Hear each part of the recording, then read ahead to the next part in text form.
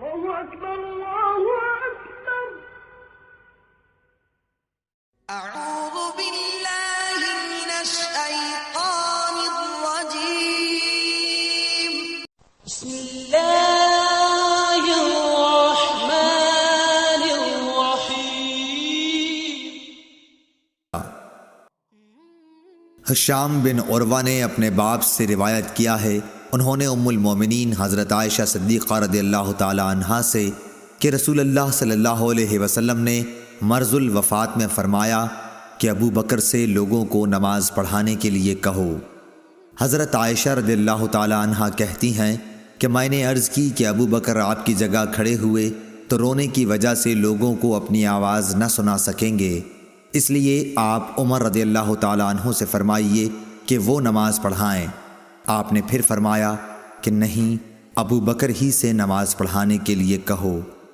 حضرت عائشہ رضی اللہ تعالی عنہا بیان کرتی ہیں کہ میں نے حفصہ رضی اللہ تعالی عنہا سے کہا کہ تم بھی تو حضرت صلی اللہ علیہ وسلم سے عرض کرو کہ اگر ابو بکر آپ کی جگہ کھڑے ہوئے تو آپ کو یاد کر کے گریہ وزاری کی وجہ سے لوگوں کو قرآن نہ سنا سکیں گے، اس لیے عمر سے کہیے کہ وہ نماز پڑھائیں۔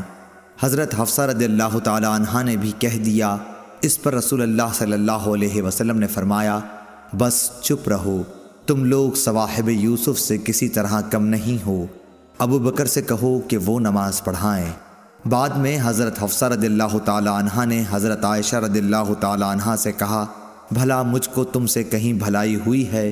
صحیح بخاری حدیث نمبر 716۔ سالم بن ابو الجعد نے کہا کہ میں نے نعمان بن بشیر رضی اللہ تعالی عنہ سے سنا کہ نبی کریم صلی اللہ علیہ وسلم نے فرمایا نماز میں اپنی صفوں کو برابر کر لو، نہیں تو خداوند تعالی تمہارے منہ الٹ دے گا۔ صحیح بخاری حدیث نمبر 717۔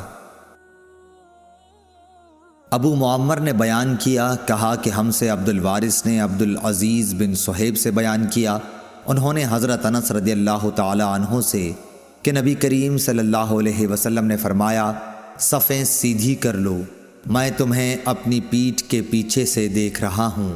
صحیح بخاری حدیث نمبر 718۔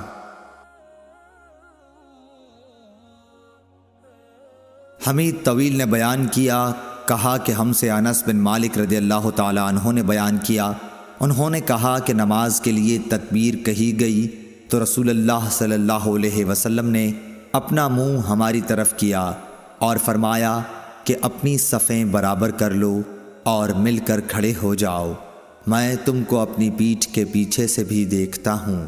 صحیح بخاری حدیث نمبر 719۔ حضرت ابو ہریرہ رضی اللہ تعالیٰ عنہ سے روایت ہے کہ نبی کریم صلی اللہ علیہ وسلم نے فرمایا کہ ڈوبنے والے، پیٹ کی بیماری میں مرنے والے، طاعون میں مرنے والے اور دب کر مرنے والے شہید ہیں۔ صحیح بخاری حدیث نمبر 720۔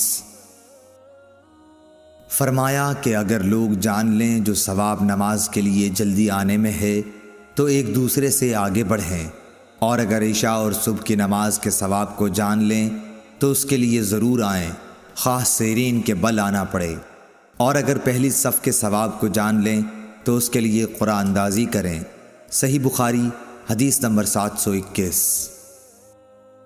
حضرت ابو ہریرہ رضی اللہ تعالیٰ عنہ سے روایت ہے کہ نبی کریم صلی اللہ علیہ وسلم نے فرمایا کہ امام اس لیے ہوتا ہے تاکہ اس کی پیروی کی جائے، اس لیے تم اس سے اختلاف نہ کرو، جب وہ رکوع کرے تو تم بھی رکوع کرو، اور جب وہ سمع اللہ لمن حمدہ کہے تو تم ربنا لک الحمد کہو، اور جب وہ سجدہ کرے تو تم بھی سجدہ کرو، اور جب وہ بیٹھ کر نماز پڑھے تو تم سب بھی بیٹھ کر پڑھو، اور نماز میں صفیں برابر رکھو، کیونکہ نماز کا حسن صفوں کے برابر رکھنے میں ہے۔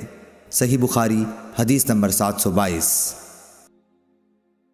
ابو الولید ہشام بن عبد الملک نے بیان کیا، کہا کہ ہم کو شعبہ نے قتادہ کے واسطے سے خبر دی، انہوں نے حضرت انس رضی اللہ تعالی عنہ سے کہ نبی کریم صلی اللہ علیہ وسلم نے فرمایا کہ صفیں برابر رکھو، کیونکہ صفوں کا برابر رکھنا نماز کے قائم کرنے میں داخل ہے۔ صحیح بخاری حدیث نمبر 723۔